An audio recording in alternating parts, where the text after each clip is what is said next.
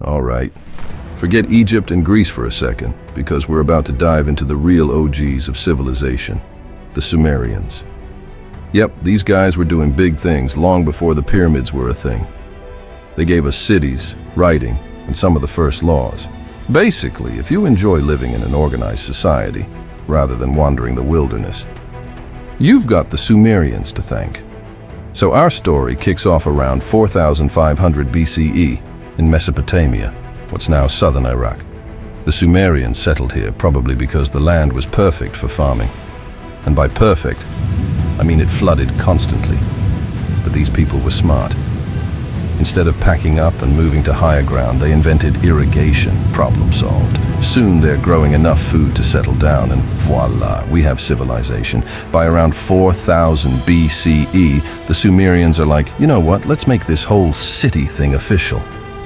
So, they build some of the earliest cities in the world, places like Eridu, Ur, and the superstar of them all, Uruk. And Uruk wasn't just some sleepy village. No, it was the Manhattan of ancient Sumer, complete with walls, temples, and a population of over 50,000. Think of it as the first metropolis. But you can't run a city without paperwork, right? So around 3200 BCE, the Sumerians decide to invent writing, cuneiform, to be exact. It's not the alphabet we know and love. It's a bunch of wedge-shaped symbols pressed into clay tablets. But hey, it worked. They used it to record everything: laws, taxes, grocery lists. Basically, the original paperwork nightmare. By 2900 BCE, the Sumerians are on a roll, and who better to lead them than a guy named Gilgamesh? Yep, the same Gilgamesh from the epic. He was king of Uruk and basically the ancient world's first action hero.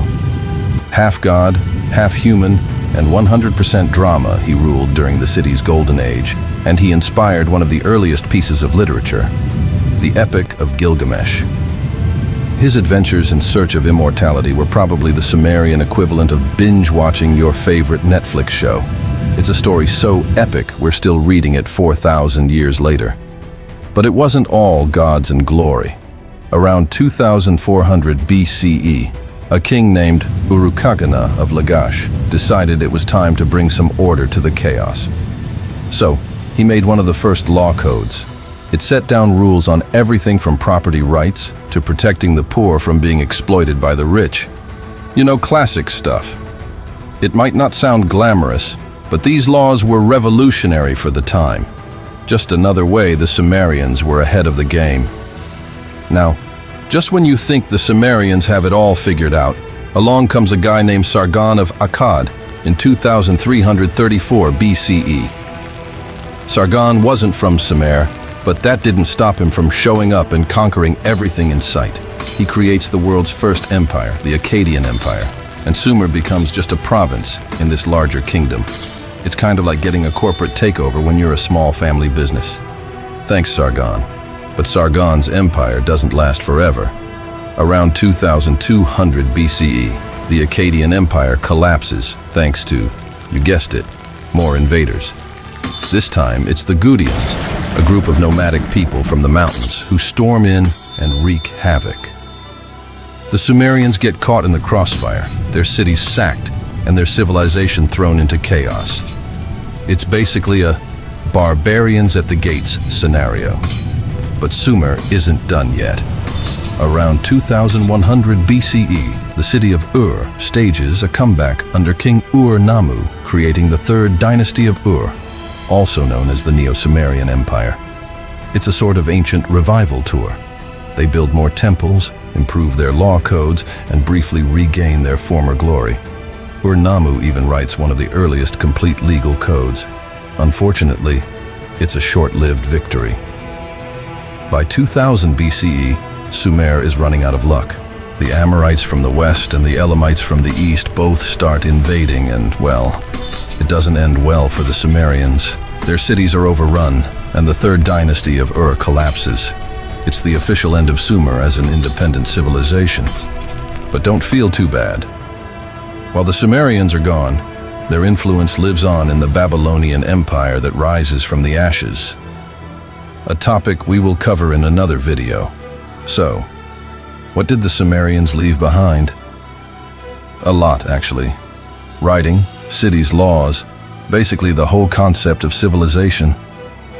Without them, we wouldn't have much of what we consider modern life. Their culture, ideas, and innovations were passed down to the Babylonians, the Assyrians, and beyond. Even today, we still use the Sumerian system of dividing time into 60-minute hours and 360-degree circles.